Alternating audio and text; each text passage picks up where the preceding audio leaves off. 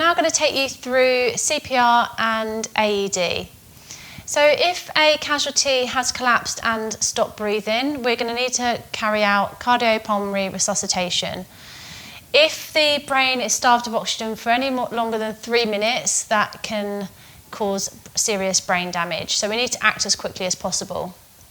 What we would do is we would start by carrying out our primary survey. So we would check for danger, we would check for response. Hello, can you hear me? Can you open your eyes? There's no response. I'm going to check the airway, open the airway and check for breathing. Okay, so I have an adult casualty that's not breathing. If I had help at this point, I would ask them to go and call an ambulance and bring back an AED. If I was on my own, I would have to leave the casualty at this point and go and get an ambulance and an AED and then come back and commence CPR. So, I've checked for breathing, they're not breathing normally, and I have an ambulance and a defib on its way. So what I need to do is I need to start giving chest compressions.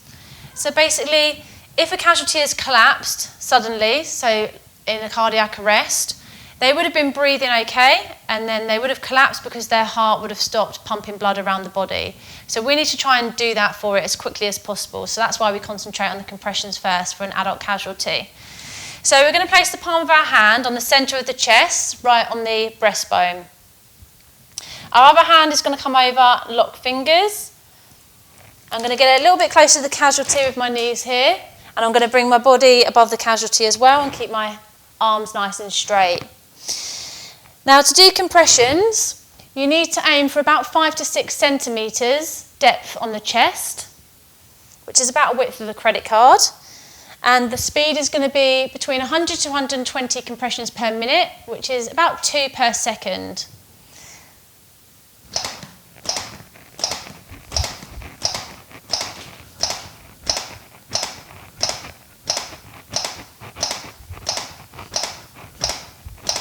So, I've done that 30 times. So you're going to do 30 compressions in a cycle, making sure that when you are coming up on the chest, that you are fully releasing without coming off. So the recoil is just as important, so we can allow that heart to fill up and then the blood to fully flow through the body. After 30 times, we're going to go straight to give rescue breaths. Now, if there's any reason you didn't want to give rescue breaths, so if there's any blood around the mouth or any vomit, then you don't have to give rescue breaths. If a pocket mask arrives, so a face shield, you could use one of those at a time that was appropriate. So to give rescue breaths, you're going to do a head tilt chin lift, you're going to pinch the nose, and you're going to get a good seal around the mouth.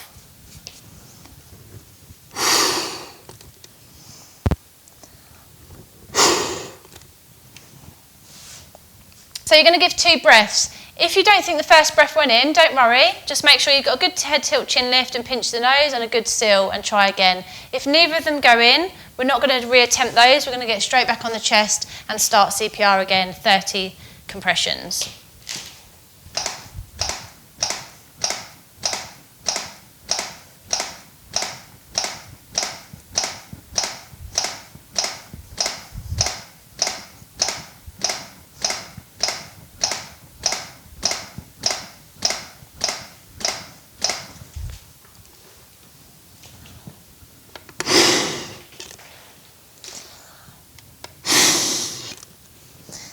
And then straight back to your 30 compressions again. So you're going to continue that cycle of 30 compressions to 2 rescue breaths. If an AED arrives, hopefully someone else will be able to open that up for you and start that process. If you've had to get the AED, you would pop that on yourself. I'm going to explain that a little bit more in the next section. Okay, so other reasons you might stop would be if you're physically exhausted and there's nobody else to take over, or if the ambulance arrives, and once they have all their equipment ready, they will tell you when they're going to take over. I'm going to take you through the process of using an AED now, which is an automated external defibrillator. So this is crucial to give somebody that's had a cardiac arrest or anybody that's stopped breathing a better chance of survival. So these are really safe pieces of kit, and you'll find them located in lots of public spaces. They have them in telephone boxes, they have them in shopping centres, train stations, and a lot of your workplaces will have these situated in a space that is accessible for anyone to be able to access. Okay, so with your defib, you will have several things that will come with it. So you're likely to have some scissors, a towel or a flannel, a razor, a pocket mask, some gloves, and the pads. Okay. So before we talk about what we're going to use these for, let's explain a little bit about what the defib actually does. So when we turn this on and the pads are on, it will analyse the casualty's heart rhythm to see if there is a shockable rhythm. What it will then do is deliver a shock if there is a shockable rhythm, which will stop the heart in order for it to hopefully start beating back to its normal rhythm. Now, a shockable rhythm would be if it's in ventricular fibrillation. So basically the heart has stopped pumping blood around the body, but there may still be some quivering, so there's still some movement. If the casualty is flatlining or has a normal heart rhythm, this wouldn't be a shockable rhythm for the AED to be able to deliver a shock. So if when you're doing CPR and you have the AED on, the casualty, and it says no shock advised, that might mean that they're flatlining. So to get them from a flat line to a shockable rhythm into ventricular fibrillation, that's where the CPR process comes in order to try and achieve that. So when the AED comes, turn it on, and it will give you some really simple instructions to follow. So it will usually say, remove all clothing from patient's chest, or make sure that you've called for help, something along those lines. So we'll remove clothing by using the scissors that we have, and that may include the bra as well, if that is in your way of pad placement. If the casualty is wet, so they've come out of water, so the bath, the shower, or a swimming pool or something like that, or perhaps they're in rain and they're very, very wet, then we're going to dry the area where the pads are going to be placed, which is the top right of the chest and side left. So we're going to dry those areas. If the casualty has excessive hair on the areas where the pads are going to go, then we just need to try and take some of that off. Doesn't need to be a clean shave, just try and get as much off as you can.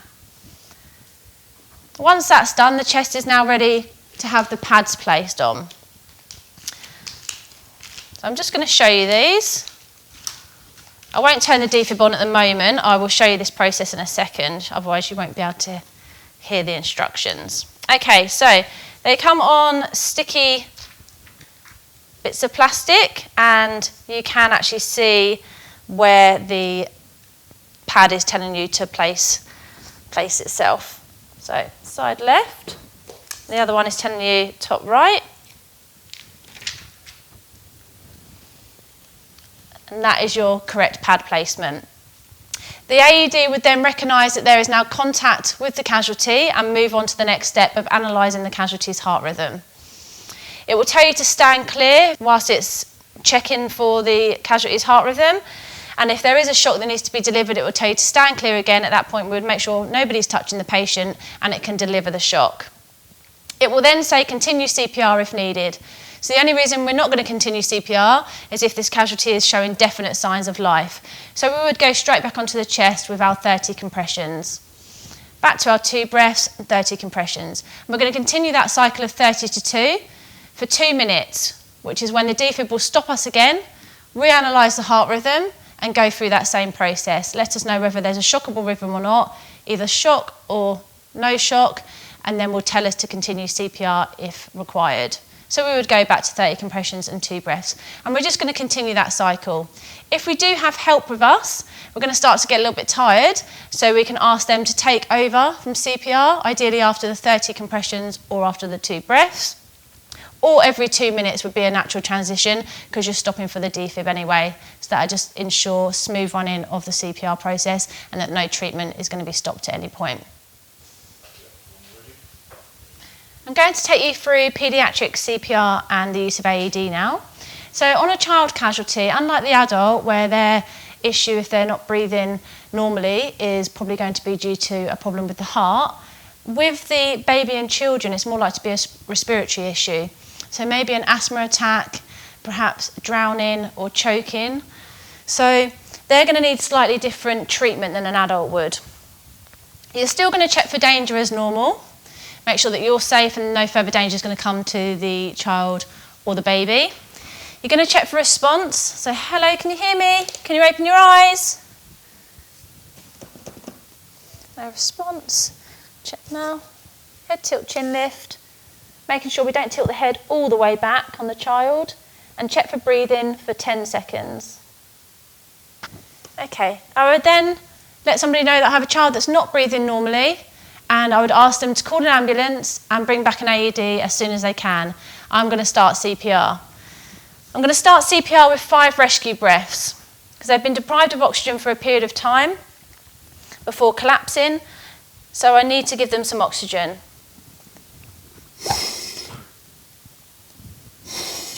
Pinching the nose. Good seal around the mouth and lifting the chin. 5 rescue breaths.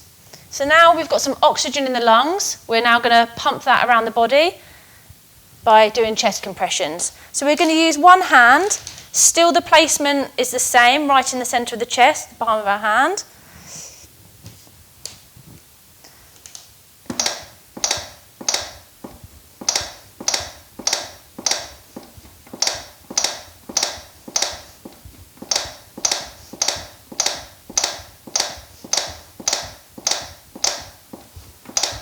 Going to compress 30 times with the heel of your hand and do 2 rescue breaths.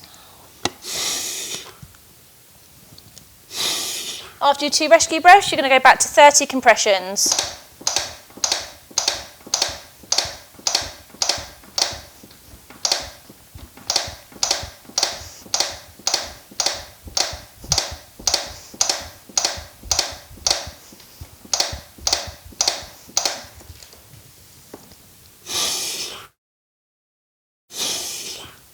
So you're going to do 5 initial rescue breaths, followed by 30 compressions to 2 breaths. So then the normal cycle will then continue on as 30 compressions to 2 breaths.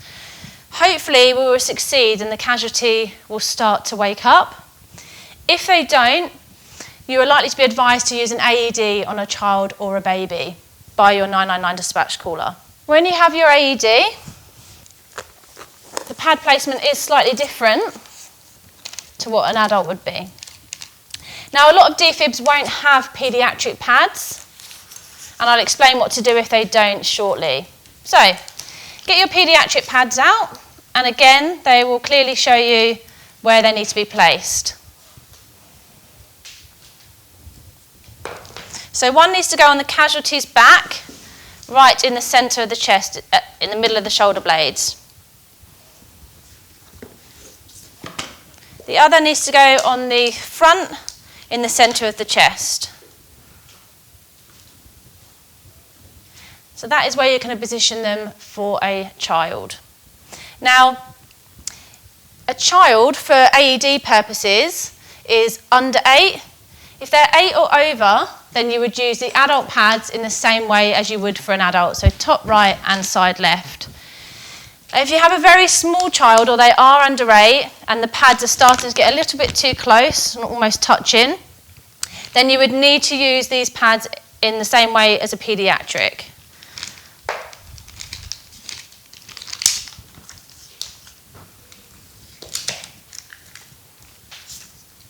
So you would put the adult pads, one on the front,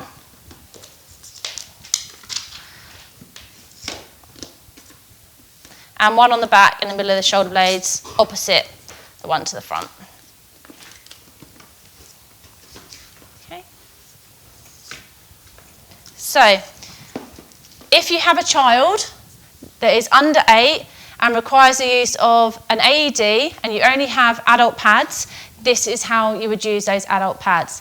If they are 8 and over, then you can use them in the way that is described on the pads themselves, top right, side left.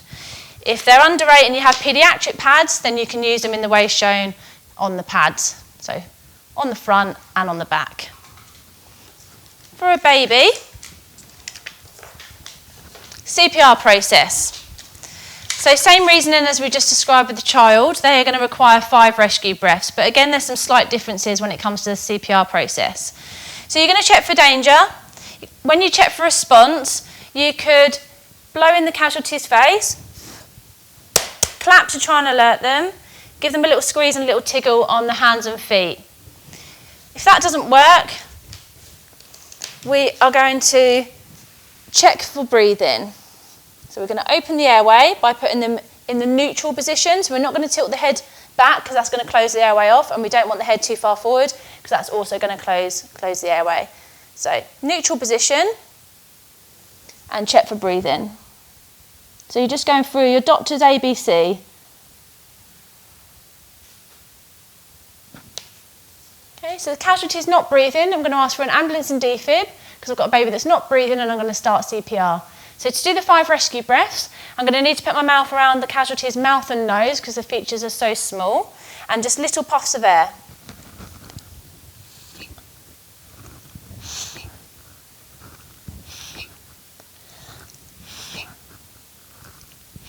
Five rescue breaths. And when it comes to doing the compressions, I'm going to use 2 fingers, centre of the chest, and I'm going to compress 1/3 of the chest depth, which is the same for a child. So about 4 centimetres on a child. 1/3 of the chest depth, 30 times. After your 30 compressions, make sure the baby's in neutral position and give 2 rescue breaths. Then you're going to go back to your 30 compressions, and you can continue on with 30 compressions and 2 rescue breaths. If help arrives and the use of the defib is advised, then we can use the pads as we did on the child, front and the back. We must make sure all clothing is removed on all casualties when using the defib, where the pads are going to be placed.